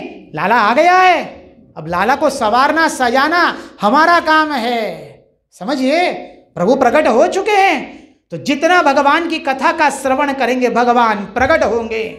बोले श्रवण करने के बाद भद्र बन जाते, मानी मंगल होता है। जब वहाँ मंगल होता है वहाँ भगवान का प्रकटीकरण हुआ। तो दोनों मास हो गए ना, श्रावण एवं भाद्र। गाते हैं ना, भद्रम कर्णेभिः शृणुयाम देवाः, बस भाद्र मास, ठीक है नहीं? अब कौन सी पक्ष लिया? कृष्ण पक्ष लिया। हमारे लाला ने कह दिया हम शुक्ल पक्ष में नहीं आने वाले हैं। शुक्ल मानी शुभ्र, शुभ्र मानी तेज, तेज मानी ज्योति। लाला कहते हैं जिसका जीवन शुद्ध है, पवित्र है, तेजोमय है, उसको हम संवारने आने वाले नहीं है, उसकी रक्षा करने, उसका उद्धार करने हम नहीं आए। अरे जिसके जीवन में काली माँ लगी है, जिसका जीवन अंधकारमय है, जिसने अनेकों कुकर्म किए और काली माँ लगी, उस जीव का उद्धार करने के लिए मैं आ रहा हूं। इसलिए लाला ने पक्ष चुना, कौन सा? कृष्ण पक्ष। अष्टमी तिथि चुनी है, 15 तिथि है पौर्णिमा तक की, सही बात है कि नहीं? 7 ऊपर की 7, मध्य की तिथि अष्टमी तिथि आई कि नहीं? समय चुना कौन सा? रात्रि का 12 बजे। संधि काल चुना है, समझिए। और काल में भी संधि काल, द्वापर के अंत और कलयुग की शुरुआत है, तब भगवान आए हैं। कलयुग प्रकट नहीं हुआ क्योंकि भगवान थे, इसलिए द्वापर के अंत में भगवान आए हैं। इसलिए 12 बजे का समय, कृष्ण पक्ष, अष्टमी तिथि, और नक्षत्र कौन सा? रोहिणी। अब भगवान कहते मुझे तो अनेकों को प्रसन्न करना है भाई।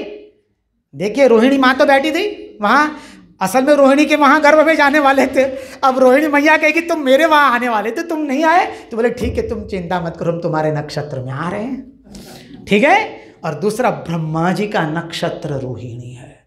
ब्रह्मा जी ही देवताओं को लेकर गए थे प्रार्थना करने, तो ब्रह्मा जी का भी नक्षत्र भगवान ने रख लिया। इसलिए रोहिणी नक्षत्र के अंदर में भाद्र मास श्रावण मास कृष्ण पक्ष की अष्टमी की तिथि रात्रि के 12 बजे भगवान का प्रकटीकरण हुआ है। कृष्ण कन्हैया। वसुदेव जी को कहा था जन्म होते ही मुझे टोपरी में रख करके गोकुल ले जाना, और वहाँ योग माया का जन्म हुआ, योग माया को पुनः ले आना यहाँ, और मैं वहाँ 11 वर्ष तक रहूँगा। ठीक है, भगवान का जन्म हुआ। अब भगवान का जन्म हुआ तो क्या हुआ, भगवान ने योग माया को आदेश दिया, या देवी सर्वभूतेषु निद्रा रूपेण, बोलिए आगे, नमस्तस्यै नमो नमः, सबको निद्राधीन कर दिया है, सब निद्राधीन है। समझिए अब क्या हुआ, भगवान का जन्म और देवकी गदगद हो गई। क्या सुंदर दृश्य है। मैया वक्ष स्थल से लगाती है, देवकी भगवान से प्रार्थना करती है, प्रभु पहले मेरा स्तनपान कर लीजिए। भगवान को स्तनपान कराया है। देखो वो अनंत अनखंड अविनाशी पर ब्रह्म परमात्मा जब सगुण साकार रूप लेकर आता है, क्या दिव्य लीला करते हैं भगवान। देवकी भगवान को दुग्ध पान करा रही है। वसुदेव जी हाथ जोड़ के बैठ खड़े। देवकी के नेत्रों से, वसुदेव जी के नेत्रों से अश्रुधाराएं बहती है। वसुदेव जी कहते भगवान का आदेश है, जल्दी अब मुझे टोपरी में रखना है। जहाँ वसुदेव जी ने भगवान को टोपरी में रखा, मस्तिष्क पर रखा है, मस्तिष्क पर टोपरी रखी, टोपरी में भगवान को रखे, लाला को रखा है। जहां मस्तिष्क में टोपरी रखी, बेड़िया अपने आप टूट गई है। जब हम भगवान को अपनी बुद्धि में रखेंगे तब हमारे अहमता और ममता रूपी बेड़ी टूट जाएगी। कारागृह के दरवाजे खुल गए, माने अज्ञान रूपी दरवाजे खुल जाएंगे। इसलिए कल पितामह भीष्म ने कहा, मेरी बुद्धि रूपी कुमारी कन्या के साथ आप ब्याह कीजिए। पितामह भीष्म की उम्र 125 वर्ष से अधिक बहुत है, फिर भी उनकी बुद्धि कुमारी है, हमारी बुद्धि कुमारी नहीं है। वसुदेव जी टोपरी में लेकर लाला को लेकर जा रहे हैं। बस यहां पंच महाभूत थनगन रहे परमात्मा के स्वागत के लिए। जहां वसुदेव जी बाहर निकले, बस वर्षा रुमझुम शुरू हो गई, आकाश में तारे नृत्य करने लगे, आनंद की कोई सीमा नहीं, वायु मंद मंद बह रहा है, माँ वसुंधरा अत्यंत मृदु बन गई है, लताएं वृक्ष पुष्प नवपल्लित हो गए, सबने संकीर्तन किया, श्रीमन नारायण नारायण नारायण श्रीमन नारायण। वर्षा हो रही है, साक्षात शब्द ब्रह्म पूरा एकदम समझिए पूरा अपना स्वरूप लेकर प्रकट हो गए। शब्द ब्रह्म सहस्र नाग का स्वरूप धारण किया और भगवान की रक्षा कर रहे हैं। और वसुदेव जी आनंद की सीमा नहीं है और पूरी प्रकृति आनंद गाओ, श्रीमन नारायण नारायण नारायण श्रीमन नारायण नारायण नारायण श्रीमन नारायण। वसुदेव जी यमुना जी के तट पर आए और यमुना जी तो इतने आनंदित है। यमुना जी कहती है, गंगा जी को अनेक बार कहा मुझे प्रभु के दर्शन करवाओ, गंगा जी ने नहीं करवाए, लेकिन आज प्रभु मेरे तट पर आए हैं और मैं तो प्रभु की बाद में पटरानी बनने वाली हूँ, कालिंदी भगवान से ब्याह करने वाली हूँ। आज तो मेरे प्रियतम आए, इतनी आनंद हो गई तो हो गई, इतनी आनंद हो गई, मनी बहुत जल उमट रहा है। वसुदेव जी ने पांव रख रहे तब कालिंदी घबरा गई, कहीं महाराज नाथ को ऐसा न कि तो बहुत चंचल है, मेरे से ब्याह ना करे, तो तुरंत शांत हो गई। समझिए बहुत सुंदर, रसिकों ने रस लिया एक एक भाव का।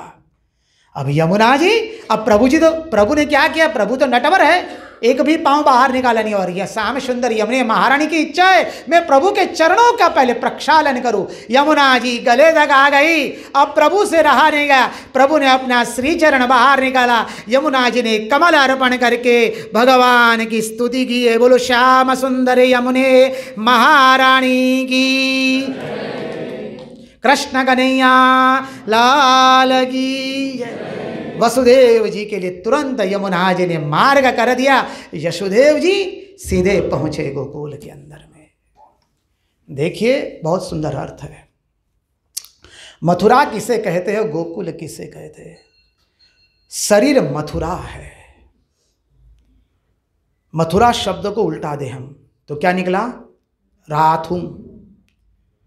बीच में से थू निकाल दो तो क्या हुआ? राम। जिसने जीवन में राम राम किया है उसी का शरीर मथुरा बन सकता है। नहीं किया है तो लोग थू थू करेंगे, और कर रहे हैं। बहुत अच्छा है, और करो, तब भी हमारा विवेक नहीं जगता है। तो कहा शरीर को मथुरा बनाओ, हृदय को गोकुल बनाना है। गोकुल का अर्थ समझिए। गो मानी इंद्रियां, कुल मानी समूह। इंद्रियों का समूह है हमारा हृदय। हृदय में परमात्मा का प्रकटीकरण करना है। शरीर से मानी पंच ज्ञानेंद्रियों से परमात्मा का स्मरण करेंगे मन के साथ, तब हमारे हृदय रूपी गोकुल में परमात्मा का प्रकटीकरण होगा। और जब भगवान को लेकर गोकुल में आए वसुदेव जी, अद्भुत प्रसंग है। नंद बाबा वगैरह सब लोग 12 बजे तक जगे हैं। भगवान ने आदेश दिया है योग माया को, गोकुल में सबको सुला दो। या देवी सर्वभूतेषु, पूर्ण कीजिए। नमस्तस्यै नमस्तस्यै। छोटे बच्चों की तरह मत कीजिए, पूरा करना है बस। अब क्या हुआ? सारा गोकुल सोया हुआ है। वसुदेव जी सीधे प्रसूति गृह में जाते हैं और जाकर के देखते ही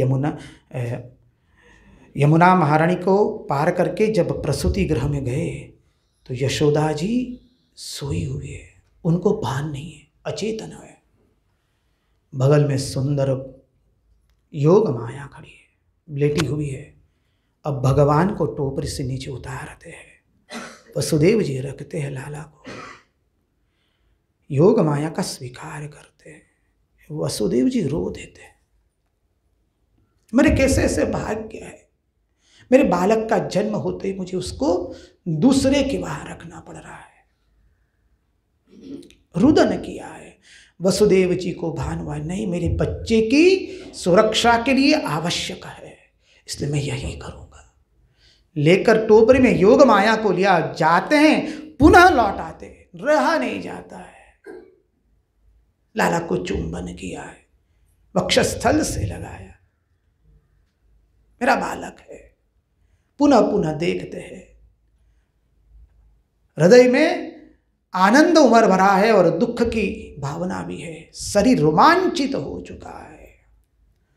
पीछे पांव जाते जाते योग माया का स्वीकार करके हृदय को मजबूत करके वापस लौट आए। वापस आए, कारागृह में बद्ध। अब देखिए माया मस्तिष्क में आ गई तो क्या हुआ? कारागृह के दरवाजे बंद हो गए, बेड़ियां वापस लग गई। वसुदेव जी कहते भगवान का त्याग करके मुझे माया का आश्रय लेना पड़ रहा है, लेकिन मेरे लाला के लिए मैं सब कुछ करने के लिए तैयार हूं। ये भावना, ये प्रेम की भावना है। बस आनंदित हुए। जहां वापस आए कारागृह में बेड़ियां लग गई, तुरंत योग माया ने रोना रुदन शुरू किया। जो द्वारपाल थे वो सब जगे। अरे बोले देवकी का 8वां गर्भ आया। कंस को समाचार दिया। कंस इतना घबराया है, इतना घबराया, उसका मुकुट गिर गया है। कंस मुकुट कैसे भी पहनता है, दौड़ता है, और देवकी के हाथ में योग माया है। कहती है देवकी, अरे ये तो लड़की है, लड़का भी नहीं हो, क्या तुम्हें मारेगी? बोले मुझे कुछ नहीं देखना है, खींच लिया योग माया को और पत्थर पर पटकने गया। माया किसी के हाथ में आई नहीं और आएगी नहीं। जहां वो पटकने जाता माया ने अपना स्वरूप, माँ भगवती ने अपना स्वरूप प्रकट किया। सर्वमंगल मांगल्ये शिवे सर्वार्थ साधिके।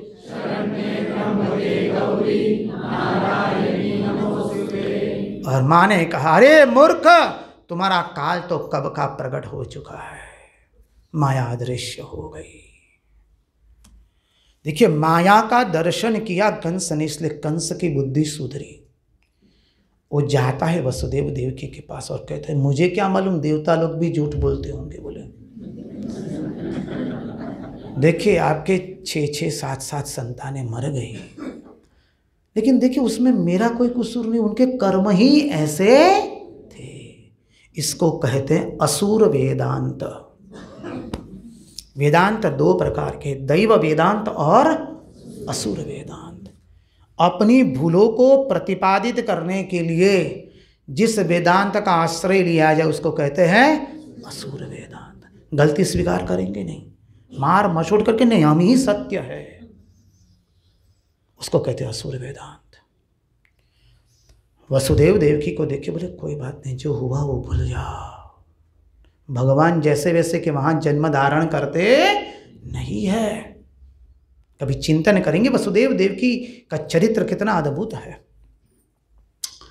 गए वसुदेव देवकी। अब यहां पर 3 चीज है। वैष्णवाचार्य हमारे 3 प्रकार की माया बताते हैं। एक है स्वजन मोहिनी माया, एक है विमुख जन मोहिनी माया, और तीसरी है स्वमोहिनी माया। भगवान ने आदेश दिया, बस माया ने सबको निद्राधीन कर दिया। देखिए, मथुरा में किसी को पता ही नहीं चला भगवान का जन्म हुआ और भगवान मथुरा से गोकुल चले गए। यह है विमुख जन मोहिनी माया। और स्वजन मोहिनी माया क्या है? अब भगवान वृंदावन में दर्शन करा रहे, बस यशोदा मैया के शरीर से चिपके हुए लालजू है, सब लोग निद्राधीन हैं। शांडिल्य ऋषि ने कह दिया, सुबह कुछ शुभ समाचार आएंगे, सब सो जाओ। सब सो गए, निद्राधीन हो गए हैं। अब भगवान आए, भगवान कहते मैं आ गया और तुम सब लोग सोए हुए हो। भगवान से रहा नहीं गया। भगवान ने धीरे धीरे अपने पाँव का स्पर्श कराया यशोदा जी को। यशोदा जी के नेत्र खुले। जहाँ नेत्र खुले, तमद्भुतं बालकमम्बुजीक्षणं चतुर्भुजं शंख गदायुधायुधं श्रीवत्स लक्ष्मं गलसौभिकौस्तुभं पीताम्बरं शांद्र पयोदसौभगम। इतना अद्भुत स्वरूप यशोदा जी से रहा नहीं गया। नेत्रों से एक एक बूंद गिरने लगी और लाला के वक्षस्थल पर अंकित होने लगी। माँ ने पहले ही माल्यार्पण करा दिया अपने अश्रुओं के जल से। वाह मेरे लाल, मेरे लाला को किसी की नजर न लग जाए। बस याद रखिए, गोकुल में और व्रज में और वृंदावन में नेत्र बंद करके कभी समाधि लगती नहीं है। यहाँ खुले नेत्र से समाधि लगी है। अब यशोदा जी तो देख रही है, भगवान करे अरे आपको तो जगाएगा, दूसरे को जगाएंगे, अब आप ही देख के मोहित हो रहे हैं। भगवान ने रोना आरंभ किया, पांव लगाए। जहां रोना आरंभ किया, रोहिणी जी है सेवा में, अन्य परिचारिकाएं। रोहिणी जी की निद्रा भंग हुई, देखती वो देखते जो देख रहा है वो समाधिस्थ हो जा रहा है। सब कुछ भूल गए, देखते ही रहते, देखते रहते। वाह रे, ऐसा सौंदर्य किसी का नहीं है। बस देखते रहे, रोहिणी जी देखते रही। भगवान ने रोहिणी जी की समाधि भंग करवाई और तब रोहिणी जी चिल्ला रही है, अरे देख रही हो क्या परिचारिकाएं, लाला का जन्म हुआ है, जाओ नंद बाबा को समाचार दो, व्रजेंद्र को समाचार दो। तुरंत परिचारिकाएं दौड़ती हुई जाती है। कहाँ गई? गोष्ठ में चली गई। बाबा गोष्ठ में गायों की सेवा कर रहे थे प्रातः काल में, और बाबा जब सेवा कर रहे थे तब देख रहे हैं पीछे से सुंदर मधुर मधुर नुपुरों की आवाज आ रही है। अरे इतनी सुंदर मधुर आवाज! नंद बाबा ने मुड़ के देखा, क्या सुंदर बालक घुटनों पर चल रहा है। पीला चोला पहना है, चरणों में सुंदर सुवर्ण के नूपुर है, कमर पर कंदोरा है, करधनी है, हाथों में बाजुए कड़े हैं और मुख पर सुंदर हास्य है। बस कमल के नेत्रों के समान बड़े बड़े नेत्र, काले घुंघराले केश है, मयूर बिच्छ है और हाथ में माखन का लोदा है और घुटनों पर चल रहा है। बाबा दौड़ते उसको लेने के लिए, कहीं गिर जाएगा, तब तक तो गोबर के कारण फिसल पड़े, और जहां फिसल पड़े समाधिस्थ है। बस आती है दासी, आती है, वो आती क्या देखती है गोष्ठ में, बाबा के वक्षस्थल पर जो यशोदा के वक्ष कोख में है वही बाबा के वक्षस्थल पर है। अभी जो यशोदा के शरीर से चिपका हुआ है वो बाबा के शरीर पर चिपका हुआ है और बाबा उसी को देखकर आनंदित हो रहे हैं। उसको समाधि लग गई वहीं देख करके। भगवान कहते रहे भाई समाधि तुड़वाओ उसकी योग माया। योग माया ने समाधि तुड़वाई, कहते बाबा बाबा लालो भयो है, नंद घेरा नंद भयो, जय कन्हैया लाल की, बोलो नंद घेरा नंद भयो, नंद घेरा नंद भयो, नंद घेरा नंद भयो, नंद घेरा नंद भयो, नंद घेरा नंद भयो,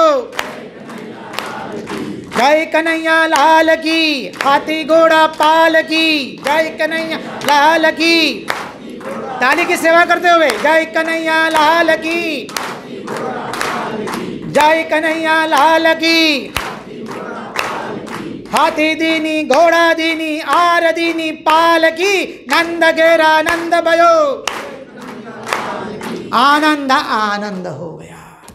क्या कहते हैं हम, नंद घेर आनंद भयो, कृष्ण भयो नहीं है। परमात्मा का स्वरूप क्या है, आनंद स्वरूप। जहां पता चला गोपियों को, बस सभी गोपियां अपना श्रृंगार करती, घरों को सुंदर सजाया है। 10वें स्कंद के अंदर में 5वें अध्याय में पहले 18 श्लोक नंदोत्सव का है और वो 18 श्लोक का पठन करने से भागवत के 18,000 श्लोक पठन करने का फल प्राप्त होता है। नंदस्त्वात्मज उत्पन्ने जातालादो महामना आहूयर विप्रान वेद ज्ञान स्नातः सुचिरलंकृत। अद्भुत श्लोक है, एक एक। समय की मर्यादा है, कभी गाएंगे, चिंतन करेंगे। अद्भुत हुआ। गोपी उसके पास जो था वो लेके दौड़ी। गोपी के पास क्या है, बस केवल दूध दही और मक्खन है। गोपी के कर्ण कह रहे आज सबसे भाग्यवान हम हैं, हमने कृष्ण जन्म के समाचार सुने। तब गोपी के हस्त कहते ना भाग्यवान हम हैं, हमारे हाथ में लाला आएगा, हमें स्पर्श करने को सौभाग्य मिलेगा। गोपी के नेत्र कहते ना ना भाग्यवान हम हैं, हम लाला के दर्शन करेंगे। और गोपी के पांव कह रहे भाग्यवान हम हैं, आज प्रभु मिलन के लिए हम दौड़ रहे। हजारों जन्म से जो ब्रह्म संबंध विच्छेद हुआ था वो ब्रह्म संबंध आज पुनः स्थापित हो रहा है। गोपियां दौड़ रही है। गोपी के मस्तिष्क में वैणी है। वैणी कहती आज मैं तुम्हारे मस्तिष्क पर रहने लायक नहीं हूं, आज तो मैं तुम्हारे चरणों में रहूंगी।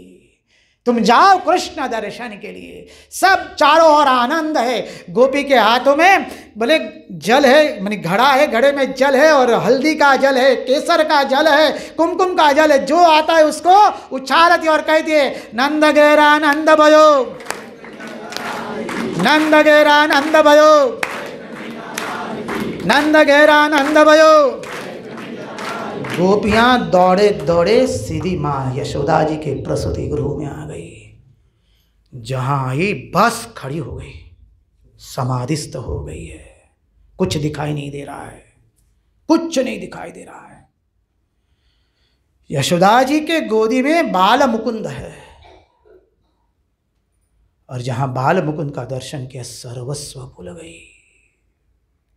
यशोदा जी कहती आ जाओ भीतर आ जाओ, आज आप लोगों के आशीर्वाद से मेरे घर लाला का जन्म हुआ है। मैंने सब भंडार खुले कर दिए, जिसको जो लेना है जितना लेना है ले जाओ, पूछो मत। आज किसी को कुछ सुनाई नहीं दे रहा है, सब समाधिस्थ है। यशोदा मैया बार बार करिए, किसी के कर्णों में ये ध्वनि जाती नहीं है। भगवान के दर्शन करके सब समाधिस्थ हुई है। भगवान ने समाधि तोड़वाई, गोपियां भीतर जाती है, यशोदा मैया को वृत्त बना करके घेर लिया है और एक टस लाला का दर्शन कर रही है।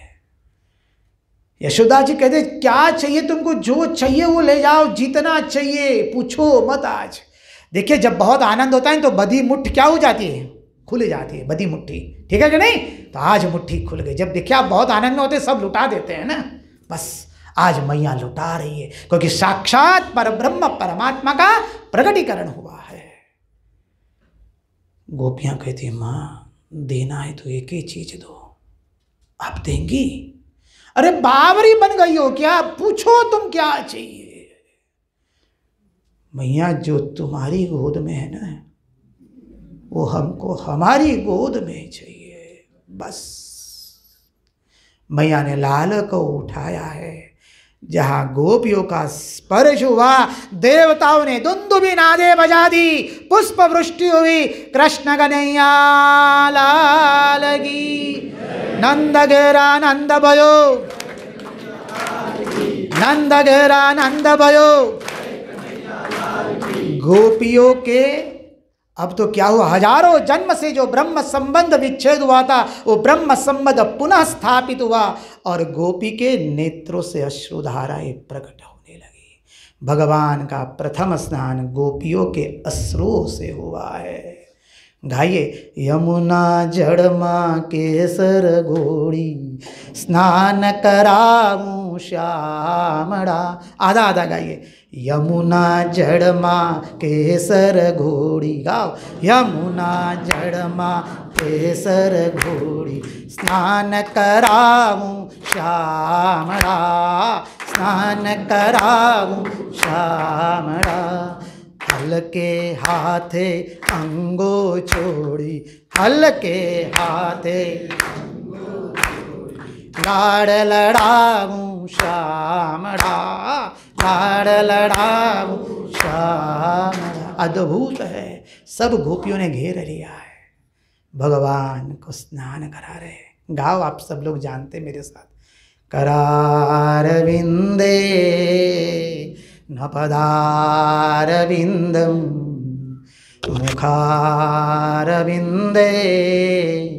विनवेशयन्दं, वटस्य पत्रस्य पुटे शयानं, बालं मुकुन्दं मनसा स्मरामि। श्रीकृष्ण गोविंद हरे मुरारे, हे नाथ यणवासुदेव। अद्भुत आनंद हुआ। भगवान का प्रथम स्नान गोपियों के अश्रुओं से हुआ। नंद बाबा को गांव के चौरे पर बिठाया गया। सब लोगों ने दूध दही मक्खन से बाबा का अभिषेक किया। बाबाओं ने हजारों भेंट सौगात दे दिए। अत्र तत्र सर्वत्र आनंद ही है, क्योंकि परमात्मा का स्वरूप क्या है? स अनिर्वचनीय आनंद स्वरूप। देखिए अभी हृदय में प्रकट हुए कि नहीं भगवान? बस उस भगवान को संवारो, सजाओ, लाला के साथ रहो। आज यहीं पर उन्हीं की वाणी, उन्हीं के चरणों में समर्पित करते हुए भगवान से प्रार्थना करते, प्रभु हमारे मन की मति, गति और रति आपके चरणों में बनी रहे। प्रभु हमें सब समय सत्संग प्रदान करो। हम उसके लायक नहीं है, हमारा जीवन भी नहीं है। प्रभु हम जैसे भी है, एक बात निश्चित, हम प्रभु आपके हैं, हम कोई पराये नहीं है। जैसे भी है, गुजराती में कहते हैं वनठेल है, मानी बिना काम का। प्रभु हम ऐसे है, पर है किसके? प्रभु आपके है। हमारी माई श्यामा जू को राज। बस प्रभु हमारे पर आपकी कृपा दृष्टि बनाकर रहिए। हमें ऐसा आशीर्वाद दिए, हम खूब साधन भजन करें, साधन भजन साहब मिलने वाले नहीं है, तो क्यों करें? बस हमारा मन दूसरा चिंतन न करे, इसलिए साथ आपका चिंतन में मग्न रहे, इसलिए हम साधन भजन करें, हमारे पर आपकी कृपा रहे, हम आपको लेके रहे। यही प्रार्थना के साथ भगवान की वाणी भगवान के चरणों में अर्पण करते हैं। कृष्ण कन्हैया लाल की जय, भक्त वत्सल भगवान की, वृंदावन बिहारी लाल की, भगवान श्री राम कृष्ण देव की, सब संतन की, सब भक्तन की, श्याम सुंदर यमुने महारानी की, गोवर्धन नाथ की, गिरिराज धरण की, श्रीधाम वृंदावन की। ओम नमः पार्वती पदये हर हर महादेव हर। जय जय श्री राधे, जय जय श्री राधे, जय जय श्री राधे। सबको जय राम कृष्ण, जय श्री कृष्ण, राधे राधे। अंत में देखिए 2 शब्द। भगवान की कृपा से 3 दिन का ऐसा सत्संग में इतना हमको स्वयं को ही इतना आनंद आया है। आपके हृदय में जो भगवान बैठे हुए, इस हृदय में जो भगवान बैठे हुए, उनसे ये बुलाया गया है। और महान तो आप है, आप ज्ञानेंद्रिय में हैं, श्रवण में कर रहे हैं, कर्णेंद्रिय से। हम तो, आप ज्ञानेंद्रिय में हैं, हम कर्मेंद्रिय में, हम तो बोल रहे मुंह से। और आपने हमको कहा कि महाराज ये आसन है, लीजिए बैठिए और भागवत की कथा सुनाइए। आप सबके कारण हमें भगवान की कथा सुनाने का, श्रवण करने का मौका मिला।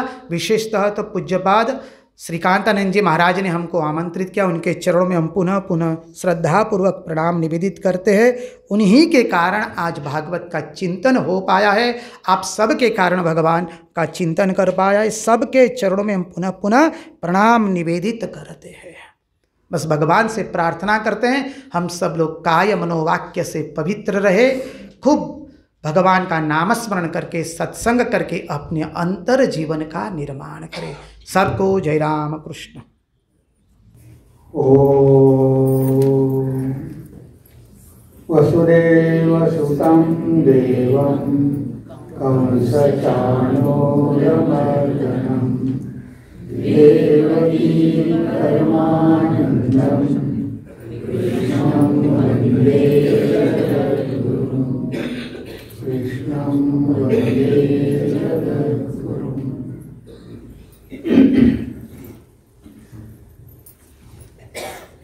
गोष्टी ऐकण्यामध्ये आनंद वाटतो ना। तर असेच भागवत सांगत होते परीक्षिताला। कोण सांगत होते? शिवदेव। शिवदेव भागवत सांगत होते आणि परीक्षित ऐकत होता।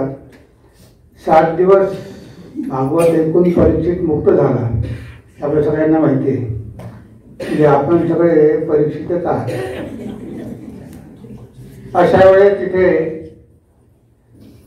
कलियुग येऊन उपस्थित झाला आणि तो म्हणतो भगवंताला की भगवंता, ह्या युगामध्ये तर ठीक आहे, त्या युगामध्ये आता 7 दिवस भागवत ऐकून परीक्षित मुक्त झाला, पण म्हणे आता माझा युग येणार आहे, मी कली आहे, तर माझ्या युगामध्ये लोकांची 7 दिवस ऐकण्याची क्षमता राहणार नाही, मग त्यांच्यासाठी काहीतरी उपाय सांगा,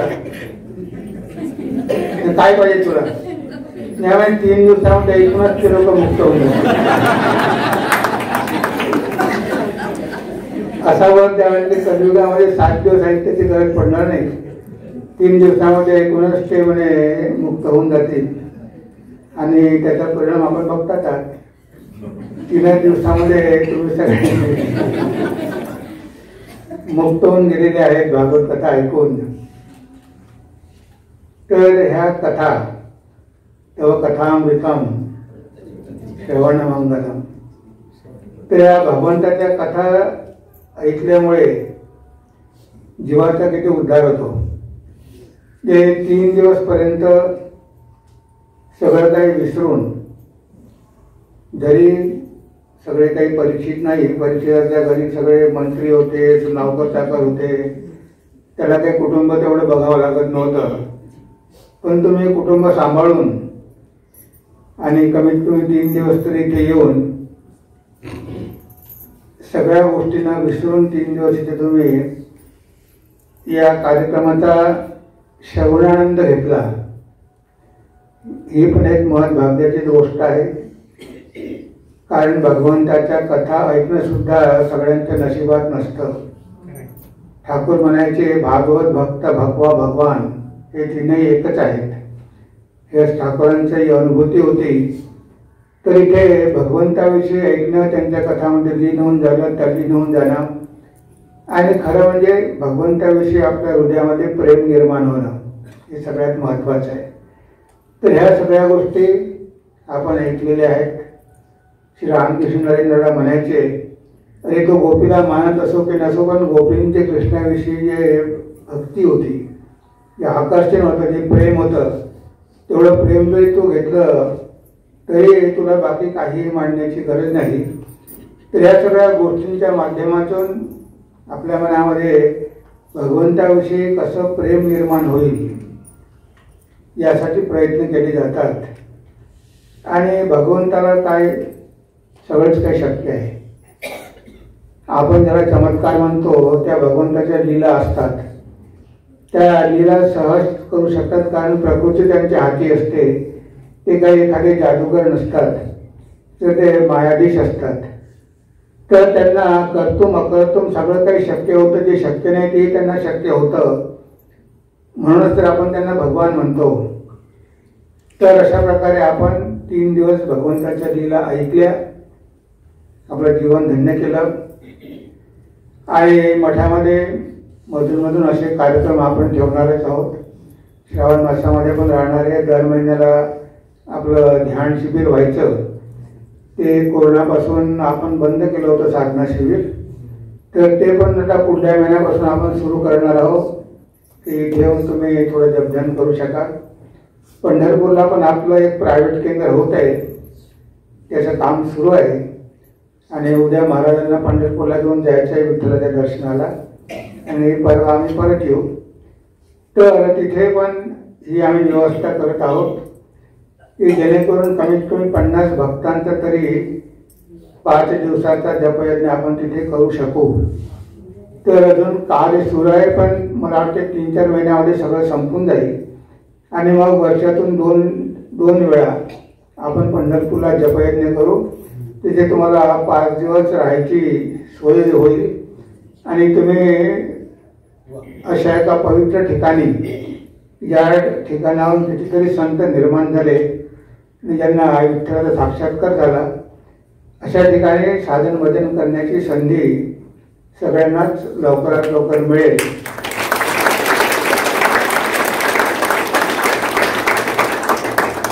त्या संदर्भात आम्ही जात आहोत. जे भक्तांना बाहेर जावं लागतं जपयज्ञासाठी, आणि पंढरपुरासारखं महान तीर्थक्षेत्र जर झालं तर छानच होईल. आणि 6 महिन्यामध्ये आपलं नाशिकचं सेंटर आहे, प्रायव्हेट सेंटर, ते पण बेलमठ घेणार आहे. तेव्हा ते पण त्र्यंबकेश्वर जवळून 5-7 किलोमीटरवर आहे. आणि चारही बाजूने डोंगर आहे. तिथून तुम्ही ब्रह्मगिरी बघू शकता, गोदावरीचा उगम, आणि खूप नैसर्गिक सुंदर वातावरण आहे. ते सेंटर घेतलं तर तिथे पण आपल्याला काही ना काही भविष्यामध्ये कार्यक्रम करता येईल. तर अशा प्रकारे ह्याच कार्याचा विस्तार होणं आज अतिशय महत्त्वाचं आहे. आणि त्या दृष्टीनं आमचे सगळेच केंद्र प्रयत्नशील आहेत. आणि अनेक केंद्राद्वारे हे कार्य केलं जातं. आताच अहमदाबादला एक सेंटर झालं, इथूनही काही भक्त गेले होते, साधू पण गेले होते. तर तिथे थोडं लांब पडतं, अहमदाबादपासून 30-40 किलोमीटर अंतरावर आहे. पण एवढ्या मोठ्या शहरामध्ये जागा मिळणं म्हणजे आज फारच अवघड झालेलं आहे. आणि आपल्याला कमीत कमी 5-6 एकर जागा तरी पाहिजे. म्हणून थोडं लांब झालं तरी चांगलं एक केंद्र उभं राहिलेलं आहे. तिथे पण महाराजांचा कार्यक्रम होता, आणि तो कार्यक्रम संपूर्णच महाराज इथे आलेले आहेत. तेव्हा महाराजांनी आपल्या सगळ्यांना त्यांच्या सेवेद्वारे तृप्त केलेलं आहे, आनंदित केलं आहे, तेव्हा परत एकदा त्यांचे आभार मानतो. आणि आपण सगळ्यांनी शेवटल्या दिवसातल्या शेवटच्या सेशनपर्यंत उपस्थित राहून आपलं सहभाग त्यामध्ये दाखवलेला आहे की आम्हाला पण त्यामध्ये आवड आहे. तेव्हा परत एकदा आपल्या सगळ्यांचे सुद्धा आभार मानतो आणि आजचा कार्यक्रम इथेच संपला असं जाहीर करतो. जय श्री गुरु महाराज की जय. जय महामाई की जय. जय स्वामी महाराज की जय. जय श्री पंढरीनाथ भगवान की जय. जय श्री भगवान श्री कृष्ण देव की जय.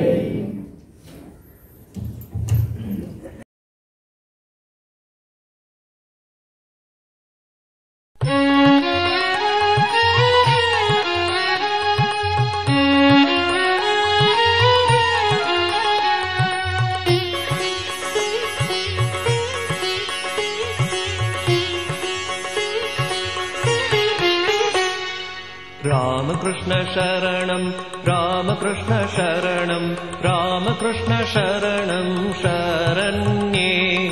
रामकृष्ण शरणं रामकृष्ण शरणं रामकृष्ण शरणं शरण्ये.